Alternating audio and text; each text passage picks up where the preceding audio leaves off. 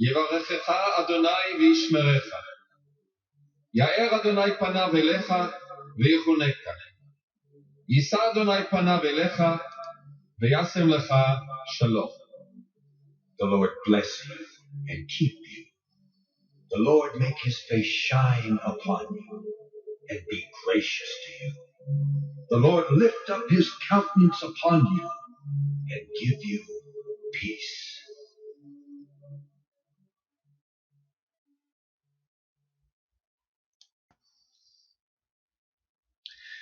Okay, what I want to talk about today is I want to talk about, we've talked a little bit about some things that went on that are established as far as the New Testament goes. We compared the New Testament from Exodus chapter 12. We did that in the video number 2, explanation of the lunar Sabbath, and it starts out actually in verse 1. And it talks about the first month of the first moon. Remember, we've learned that Kodesh means moon. So we know that was the first moon. That it was the beginning of moons.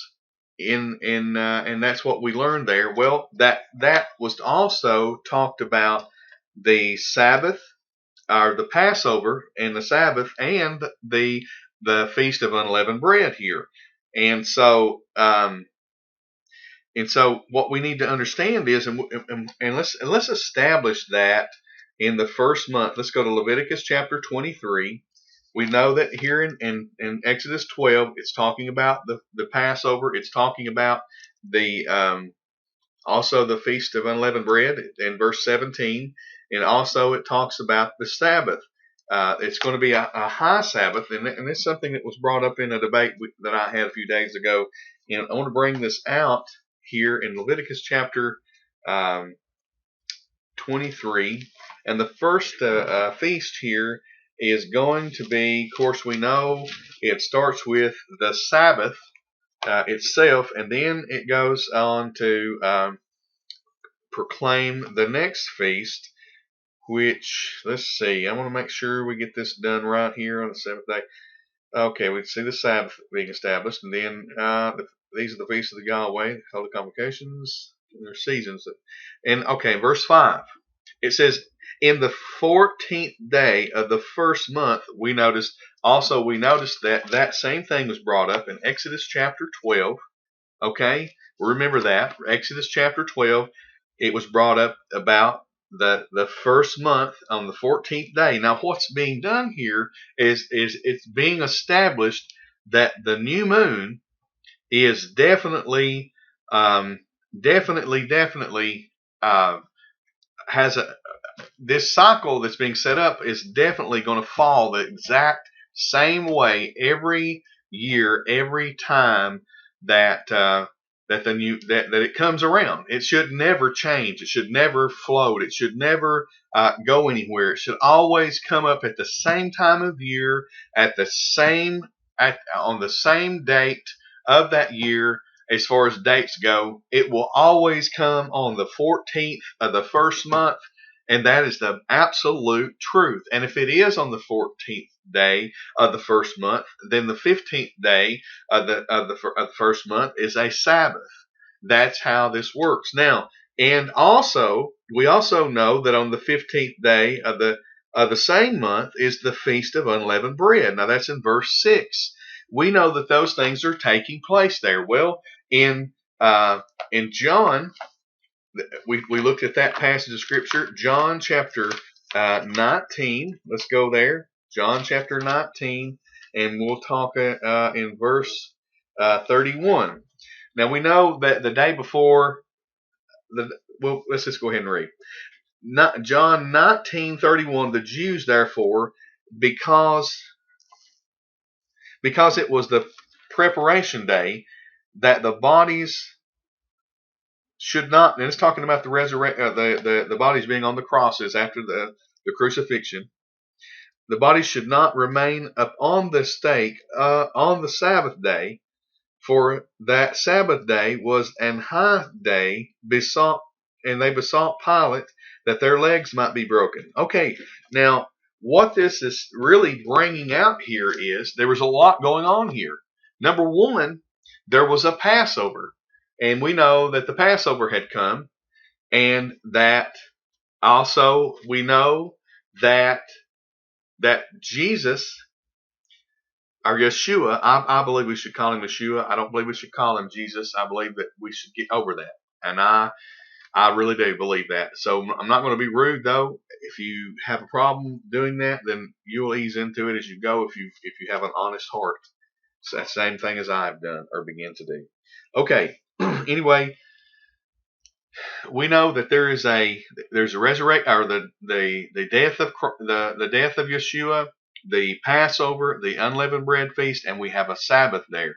And so, how is it that those work? Well, they work exactly like they did in Exodus chapter 1, the way God established them to work. They have to work exactly the same thing, the same way every year. If you go by a continual cycle of the calendar where there is no end to a 7-day cycle, then you will not come up on that feast day and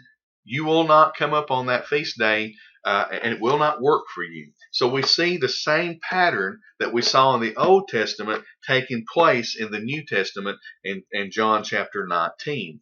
Okay? Because it has to work the same way. It has to be on the same day, because it was established in Leviticus chapter 23. We saw it there when we read it. It said that it was to be on the 14th day, which was what the Passover should have been. All right? Now, there's another thing that I wanted to bring up today that's very important and really very, and it's in the New Testament, and it's another thing that I think is very much worth talking about. And let's go to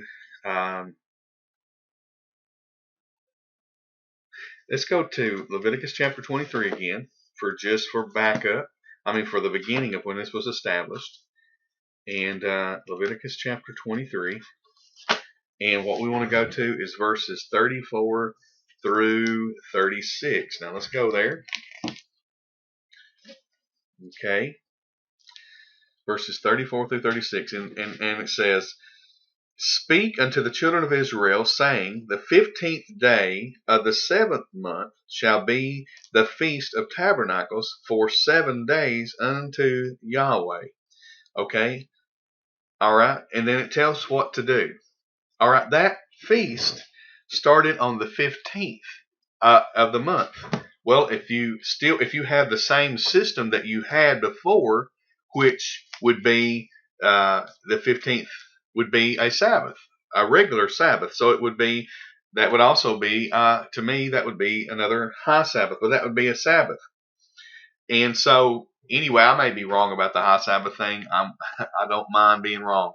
But I know that we're coming up here, and I know that the Sabbath is on the 15th. I also know that the Feast of Tabernacles does start on the 15th of this month. That's what the Lord has said here, and that's when it starts. Okay, that feast would have went through, if it had 7 days, it would have went through to the 21st.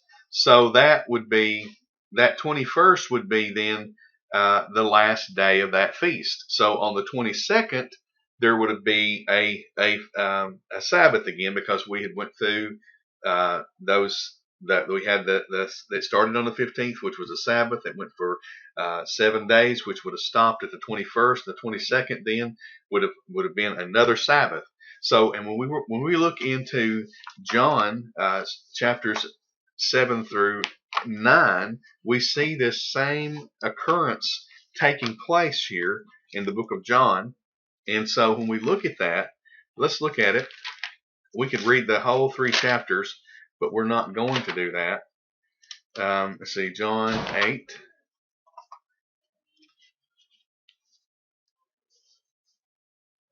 One and 2, and it says, Yeshua went unto the Mount of Olives, and early in the morning, and this is chapter 8 of John, and early in the morning he came again into the temple, and all the people came with unto him, and he sat down and taught them. Now, what was that? Let's go back here just a minute and let's establish a few things. John, we know that the Feast of Tabernacles was, let's find it here, John 7.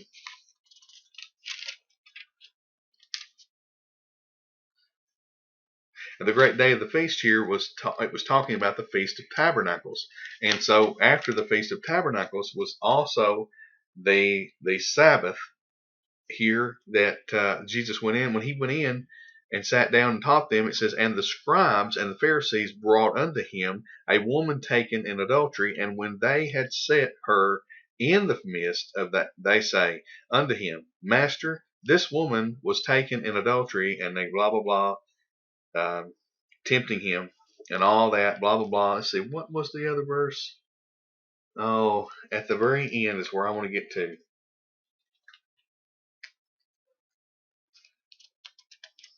I'm looking for the verses here. I don't want to read that whole chapter.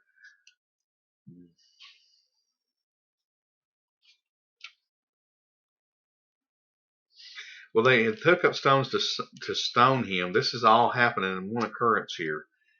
Jesus preached to them, and there were several things took place here. And then as he went out of the mist, he said, in verse 59 of chapter 8, said, then took they up stones to cast at him, but Yeshua hid himself and went out of the temple, going through the midst of them, and so passed by.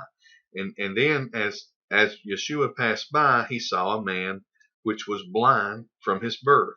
And his disciples asked him, saying, Master, who did sin, this man or his parents? And he said, it was, of course, he answered and said, neither hath this man sinned nor his parents, but that the works of Elohim should be made manifest in him. I must work the works of him that sent me, while they. Okay. Anyway, here we go. He goes on down through here and he heals him. He spits in the. I don't want to spend a lot of time reading. But he goes on down through there, and he read on if you would, and see that he spits in verse 6. He spits in the dirt and in the clay, and he puts it on the man's eyes, and he tells him to go wash his face in the pool of Siloam. And okay, then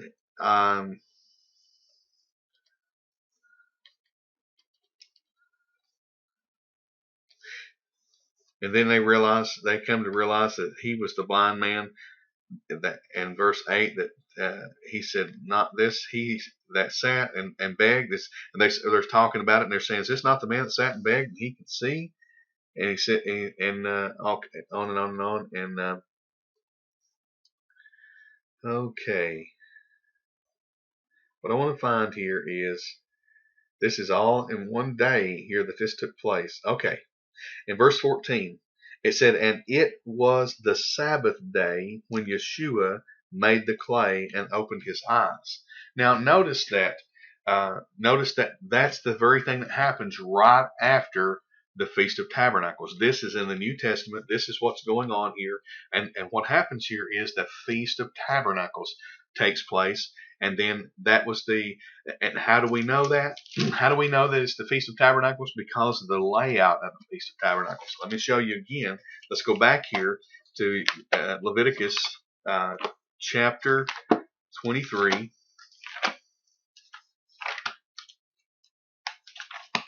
And it says here in verses 34 through 36, and here's what we learn.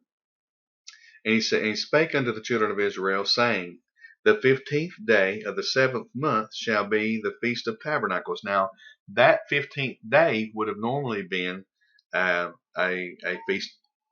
Normally would have been the Sabbath. So we know that it is still a Sabbath, but it is a Sabbath because how would you put that? The fact that the feast day is on the Sabbath as well.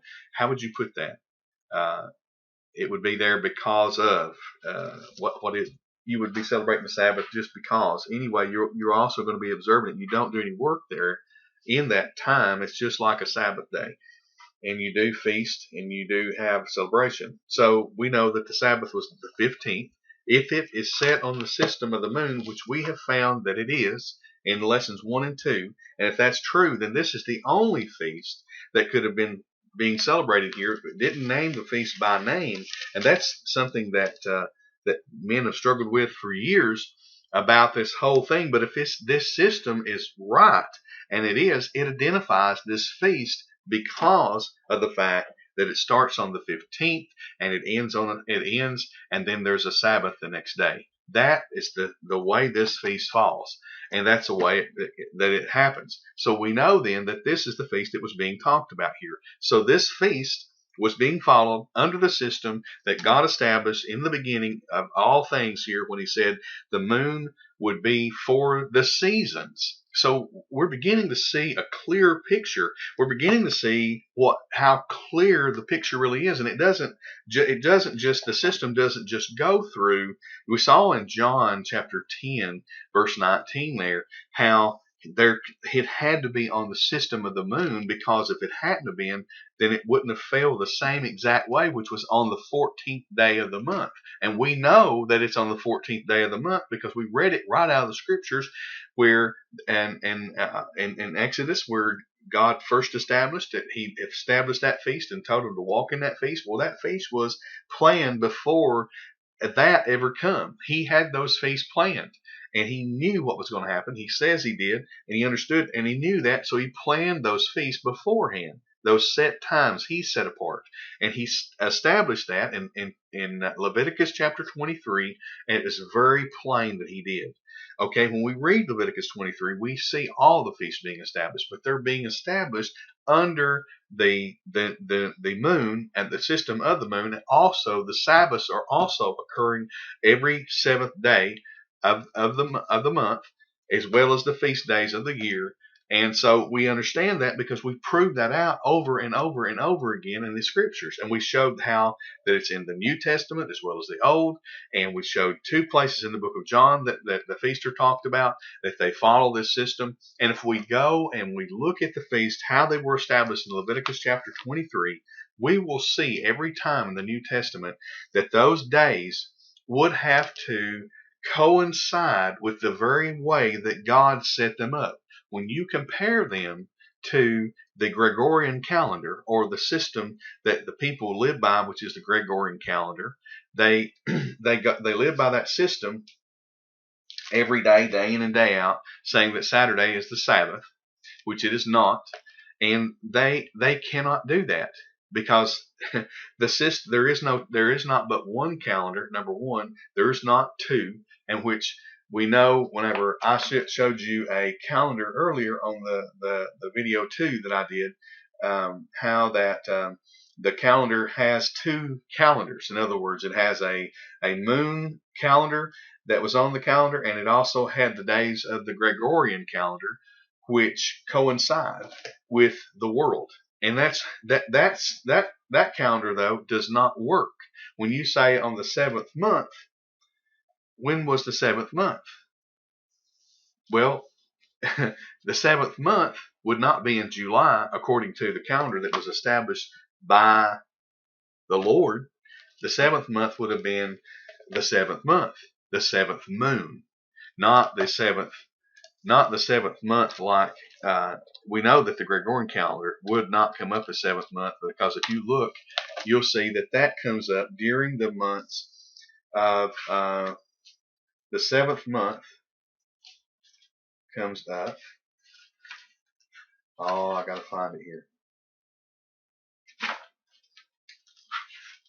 Well, I know. Okay, we know that it comes up. We would be in the eighth month now. Seventh month is where it comes up during October, November, during the months. So there's no way that calendar system will work. Do you understand what I'm saying to you? And so when scholars try to figure out how, see, this is, I believe the Lord did this on purpose. When the scholars try to figure out what feast was being talked about here in John, they don't know. When you read the commentaries, you read all these things, they don't know what this feast is. They have no idea. They can't prove one way or the other what it is. Some say that it is this, some say that it's that. But when you look at the system that Yeshua or Yahweh established, you can prove exactly what feast was being observed here, because it doesn't name that feast by name. Okay? All right. Well, I think this is good enough for this video. It won't be too long that way. It's about a 20-something minute video. And if you have any questions or comments, please post them on this video. And say what you want to say. Okay?